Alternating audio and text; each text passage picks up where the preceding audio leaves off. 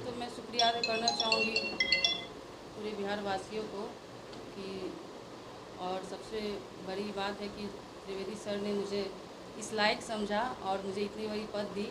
और मैं चाहूँगी कि इस कार्य को जितनी भी महिलाएं हैं बिहार में किसी भी तरह का प्रताड़ित हो रही है, किसी तरह की वो कष्ट सह रही है, मैं उससे उसको रूबरू करना चाहती हूँ।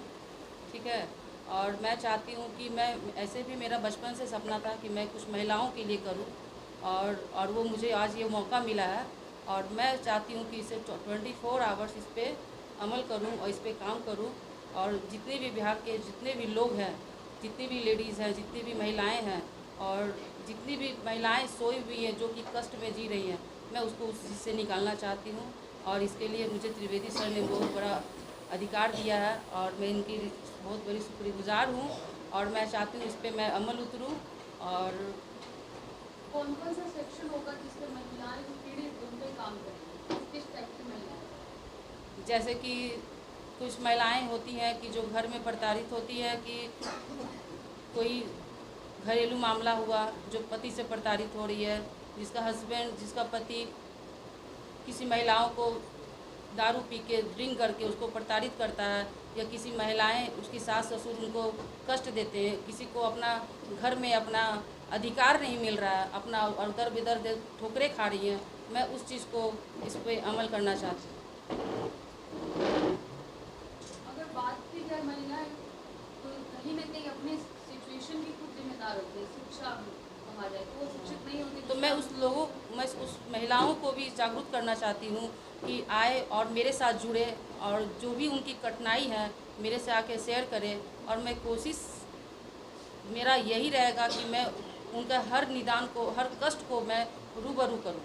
काम कैसे करेंगे? स्ट्रिक्टली या फिर थोड़ा एकदम प्यार से? एकदम स्ट्रिक्टली करूँगी, और जहाँ प्यार की ज़रूरत होगी मैं प्यार से काम करूँगी, जहाँ स्ट्रिक्टली की ज़रूरत होगी मैं स्ट्रिक्टली काम करूँगी। महिलाओं के लिए बहुत बड़ी जटिल समस्या है दहेज प्रथा।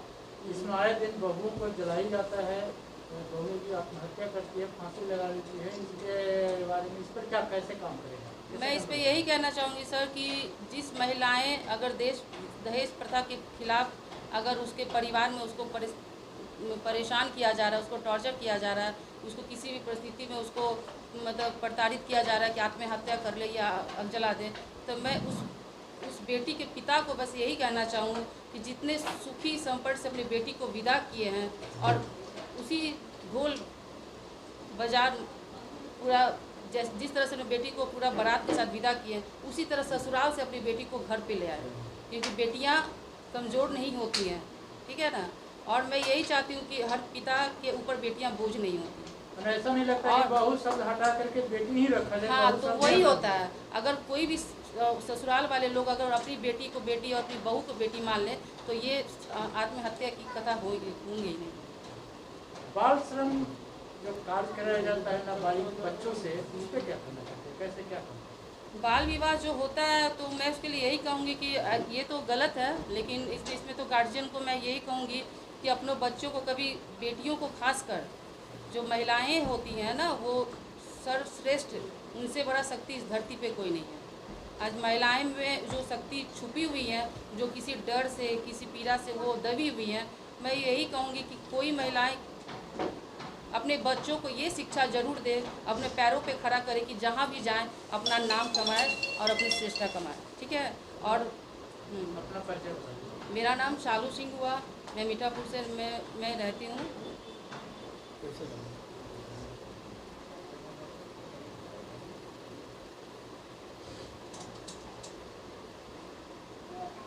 संगठन के राष्ट्रीय अध्यक्ष हैं, और अध्यक्ष के पद पर रहते हुए बिहार के लोगों को प्रेरित करने आए हैं, खास करके महिलाओं को, अपने महिलाओं को जिम्मेदारी दी है, इसके बारे में क्या? जी, मैं पहले तो ये बताना चाहता हूँ, मैं संगठन का राष्ट्रीय अध्यक्ष नहीं हूँ, मैं संगठन का राष्ट्रीय कार्यकारिणी अध्यक्ष, ठीक है। और मैं बिहार ही नहीं पूरे भारत की अपनी महिलाओं को आप सबके माध्यम से बताना चाहता हूँ कि शालिनी जी को हमने जो पोस्ट दी है इसलिए नहीं दी है कि हमारे समाज की कोई भी महिला पीड़ित है और वापस वो अपने पति का घर छोड़ के पिता के घर जाए, नहीं। उसके पिता ने अपने संस्कारों को उतना उसको दिया है और अपने उस हृदय में एक पत्थर रख के उसको दूसरे को दिया है। इसलिए नहीं दिया है कि वो पीटी जाए, प्रताड़ित की जाए, वापस मेरे घर है। नहीं, आपके माध्यम से भारत के प्रत्येक उस महिला को मैं बताना चाहता हूँ कि अगर आपका परिवार कहीं न कहीं प्रकार से आपको प्रताड़ित कर रहा है तो मेरे संगठन से मिलिए, जुड़िए, शालिनी जी से संपर्क करिए। मैं आपको इस बात का विश्वास दिलाता हूँ, शालिनी जी हैं, शालिनी जी के बगल में उनके दाएं और बाएं दोनों भुजाएं बैठी हुई हैं। इसी तरह पूरे भारत में आपके चारों तरफ आपके लोग हैं, लेकिन आपको पता नहीं है। तो आपको डरना नहीं है। समाज में किसी भी पुरुष को यह अधिकार नहीं है कि महिला के ऊपर अत्याचार करे। क्यों? वो पुरुष जो है वो महिला की ही उत्पत्ति है। मैं हूँ तो मैं महिला से ही हूँ, ठीक है ना? तो आप लोगों को डरने की ज़रूरत नहीं है। पूरे भारत में आपके भाई, आपके पिता, आपकी माता सब हैं। लेकिन एक बात कहना चाहूँगा, नारी ही नारी की दुश्मन है। मैं अपनी उन माताओं से कहना चाहता हूँ कि अगर आप अपनी बहू को प्रताड़ित करोगी या प्रताड़ित हुए देखोगी तो क्या कभी आपकी बेटी किसी के दूसरे के घर में सुख शांति पाएगी? नहीं पाएगी। अगर सास, जितनी भी सास बनती हैं महिलाएं, उनको कहता हूँ अपनी बहू को अपनी बेटी समझ के रखिए, कभी घर में कोई लड़की प्रताड़ित नहीं होगी। यही कहेंगे। और कुछ पूछना है तो अगर बताइए। बात बाल मजदूरी की जाए तो जी। आए दिनों आप हर एक होटल, रेस्टोरेंट, छोटे छोटे जगहों पे आप देखिएगा कि बच्चे मजदूरी करते हैं। बिल्कुल। और वो खुद नहीं छोड़ना चाहते हैं। बिल्कुल। उसको कैसे टैकल करेंगे? जानती हैं बच्चे क्यों नहीं छोड़ना चाहते हैं? क्योंकि उन बच्चों ने बचपन से गरीबी देखी। उन बच्चों ने दूसरे को देखा है कि वो किस शांति से, प्रेम से रहता है और उस चीज़ का उनके जीवन में अभाव रहता है, तो वो सोचता है ये जो हमें मिल रहा है इसमें ही मेरा जीवन चल जाएगा। उस बच्चे के ब्रेन में वो चीज़ बैठ चुकी है। तो हमें आपको उन बच्चों की काउंसलिंग करना है, उन बच्चों को समझाना है कि बेटा तुम्हारा स्थान ये नहीं है। चाणक्य ने देखा था एक बच्चे को दौड़ते, भागते, कूदते हुए और उस बच्चे को चाणक्य ने चंद्रगुप्त बना दिया। तो ये काम हमारा आपका है। हम सब समाज में ऐसे चाणक्य बन सकते हैं कि हर पीड़ित बच्चे को चंद्रगुप्त बना सकते हैं। ये हमारी आपकी शिक्षा और हमारे आपका मार्गदर्शन से हो सकता है। उनको लाइन देना, शिक्षा देना, पढ़ाना, लिखाना। मेरे संगठन से अगर कोई ऐसा मैटर देता है, संगठन को देता है, तो मैं आप सबको विश्वास दिलाता हूँ संगठन पूरी जिम्मेदारी से वो काम पूरा करेगी। लेकिन हम पैसे अपने यहाँ से बांटने लगे, ये वादा नहीं कर सकते। ठीक है, 1-8% ऐसी व्यवस्था आती है जिसमें हम वो भी करते हैं। किसी गरीब आदमी की बेटी की शादी में आर्थिक अड़चन हो रही हो तो हम कोशिश करते हैं कि उसमें आर्थिक मदद उसकी करें, ये जरूरी है।